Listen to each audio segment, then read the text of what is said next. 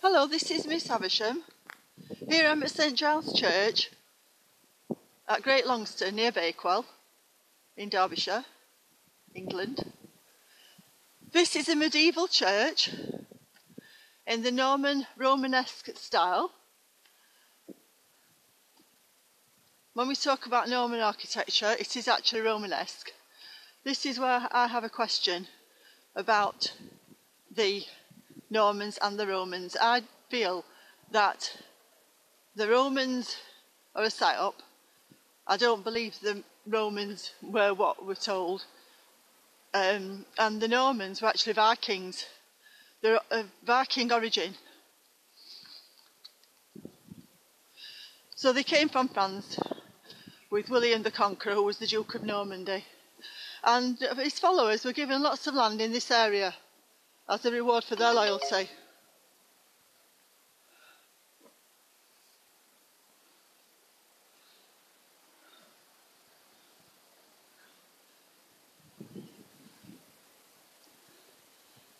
Just to give an idea of the skyline.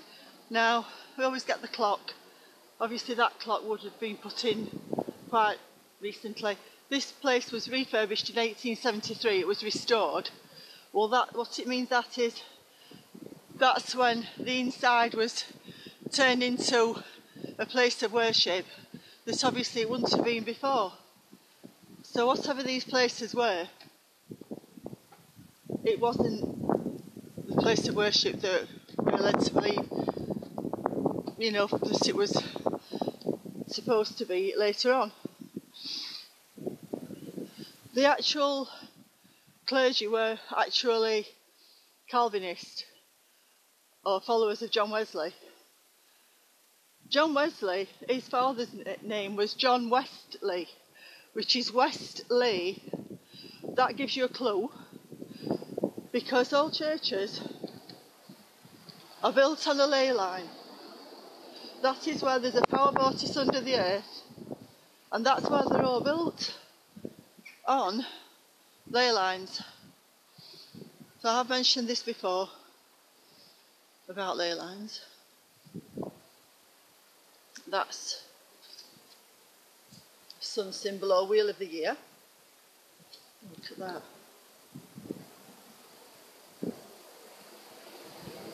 It's Druidic in nature. This country was Druid until the 1700s, 17th century, when the Calvinists basically took over the clergy. They were actually officials of the government, so the clergy were working for the government. This was a way of indoctrinating the lower classes, who were the workers. They were the flock. So I'm just going in the church now. Just look at the stone. I know people like to get close detail. It's that window, sunset window.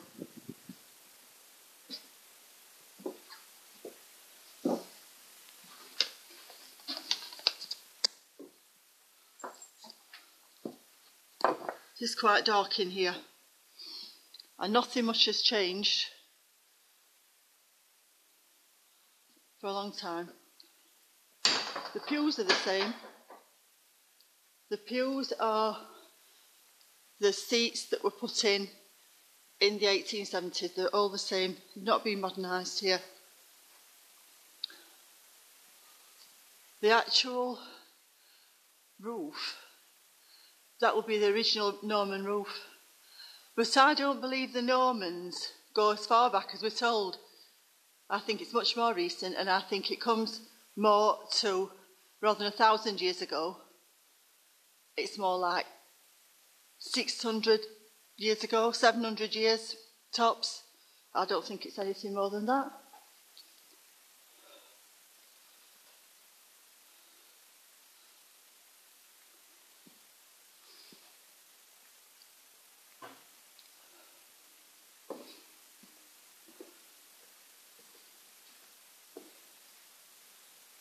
floor. Very clinical altar.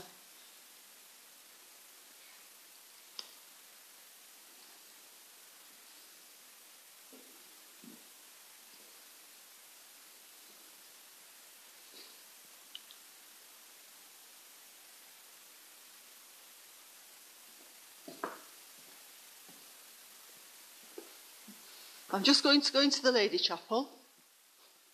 Now this red carpet symbolises bloodline.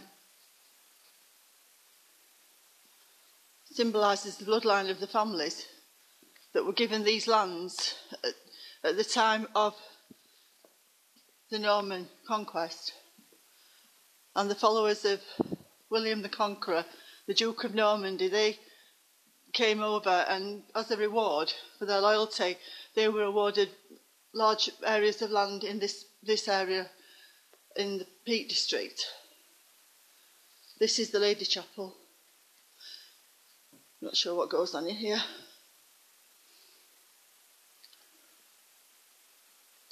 This window, the two archangels, Raphael and Michael.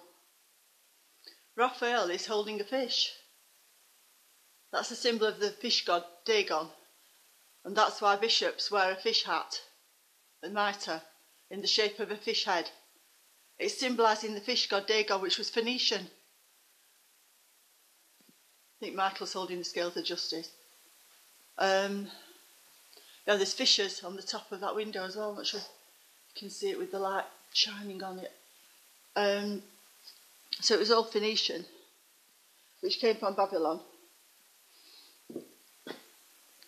And that was the Canaanite religion.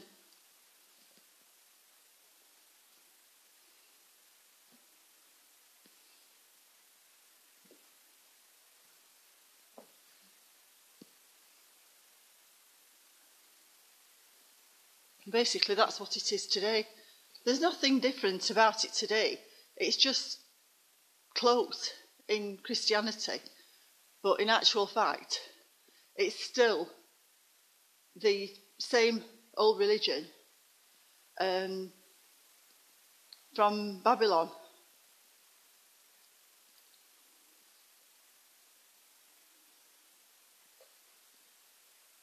Very dark. Going back outside again.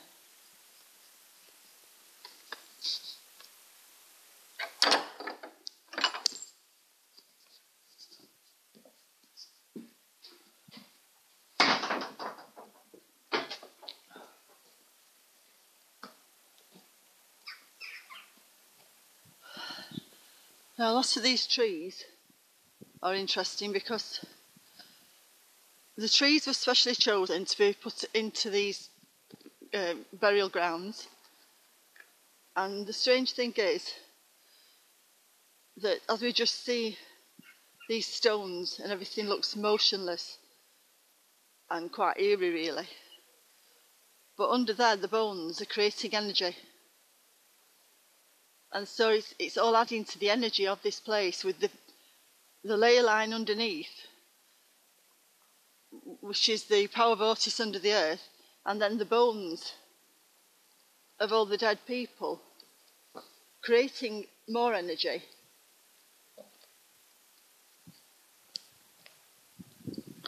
And then the actual kind of trees that were planted, which were lots of yew trees, and the yew tree, it's a druidic tree. They, had lots of evergreen things like that to represent the nature spirits. But the yew tree is symbolising the dead, and it actually grows and thrives on living on a dead body.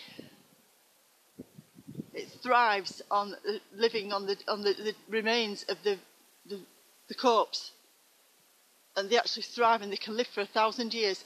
It's a symbol of eternal life. And that's all Druid. Well, this country was Druid until the 17th century. And then the Calvinists came in and they were preaching predestination as if, certain people, the higher classes, they've been chosen by God for everlasting life. That must mean that they've been chosen so they can keep coming back again.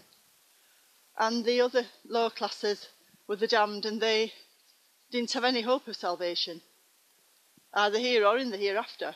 All they could hope for is to keep on just working and being faithful to God, and hope that they would have some reward in the hereafter, but they wouldn't have eternal salvation.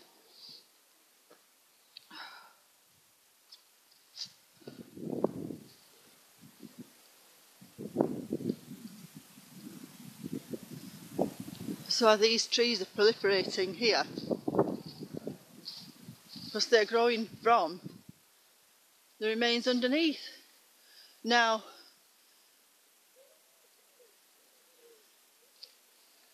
these graves all faced east, to face the rising sun in the east.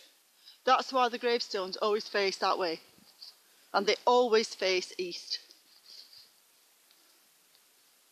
This ground is very uneven.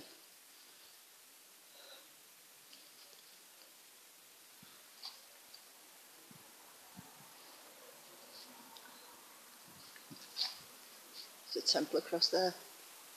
That's supposed to be a Celtic cross. It's Templar.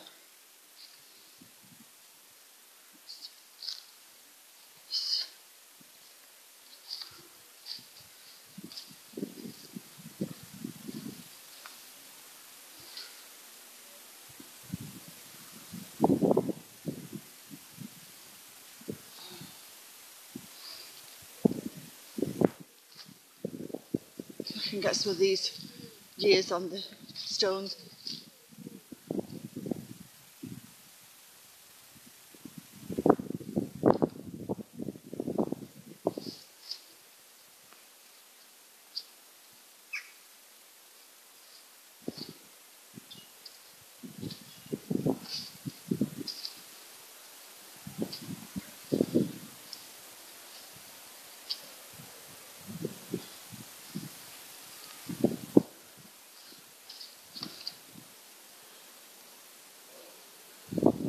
That's an angel. Devil, more like. It's the devil.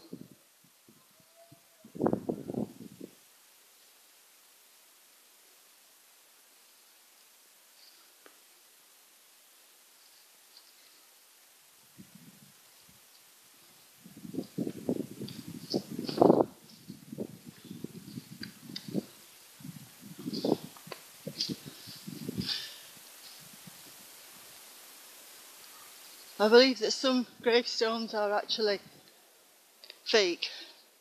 I've not seen any here yet that I think are fake, but I do know from my researches that lots of gravestones are fake.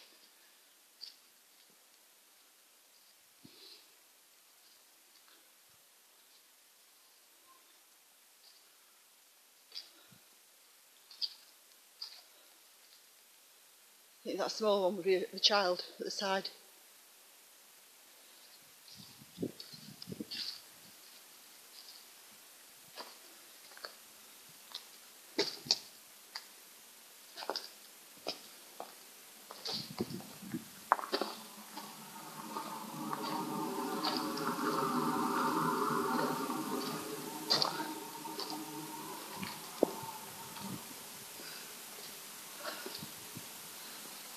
Steps going down.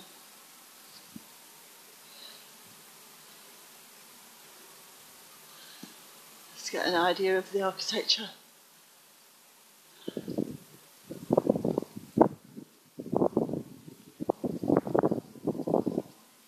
I think there's a tomb in there.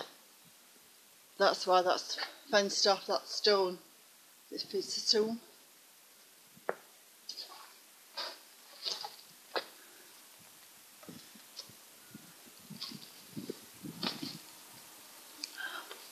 No gargoyles on this one either. None.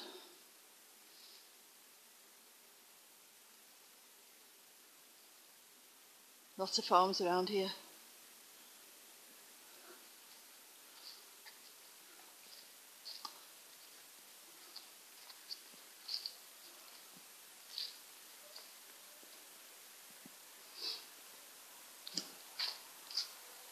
Broken down.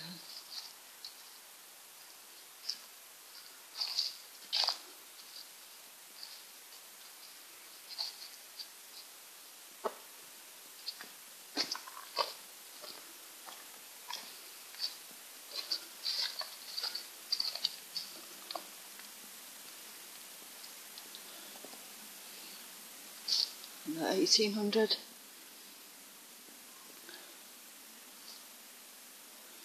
These are really close to the building itself. The building is definitely gathering energy from these graves. We tend to think that once people are dead, there's nothing there, but there is.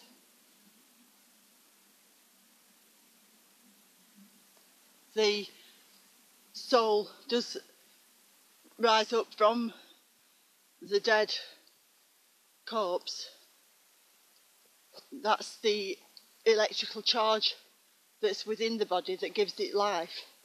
But within the bones, there is other energy. And this has been harvested in these burial grounds. Also, the word interment, means mind. So inter is like a word of joining together, as if you go to a show, for example, and there's an interval. The inter is part of the word is joining together the two parts of the show. So, as with interment, the inter is joining the mind, interment. There's a blackbird there. Don't see many birds or creatures in graveyards apart from rats, but there's a blackbird. So I found that interesting, that it's joining together the mind into the ground, which means the mind is the part which goes on after you die, once the body is no longer capable of supporting life. So that, as if that mind is being put into the ground to give, and the energy is going into the ground. So these trees can get, the roots will spread out and they will be nourished by the rotting corpse.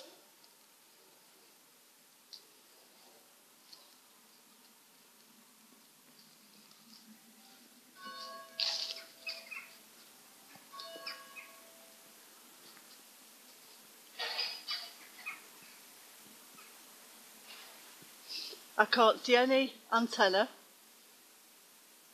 or gargoyles here, although we believe that in those 4 placements on the corners of the tower, there's probably some rods inside there that have been disguised with inside the stone. So it's definitely receiving lots of energy from the powerboat is under the earth in the ley line. The dead bones and the electrical discharge, electromagnetic energy in the atmosphere.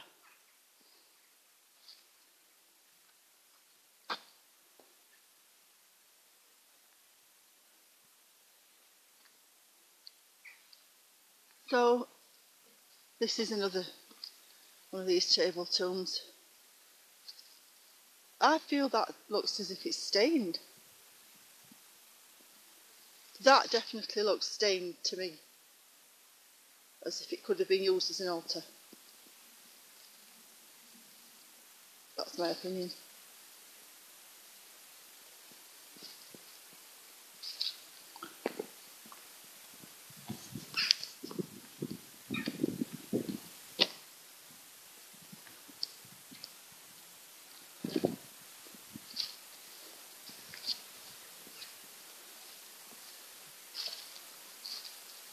These berries.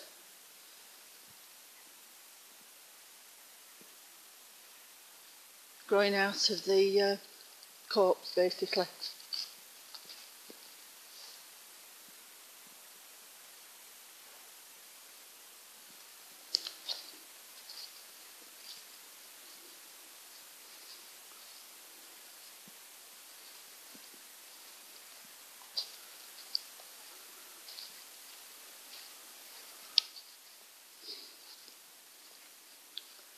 The wealthy ones had an iron railing around.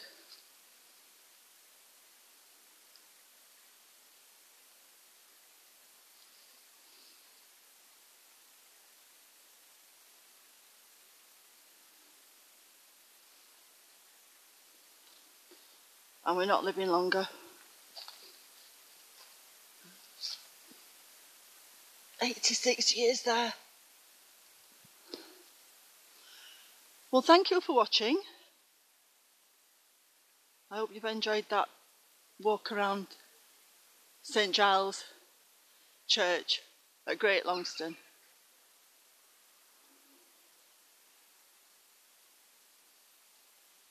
Bye.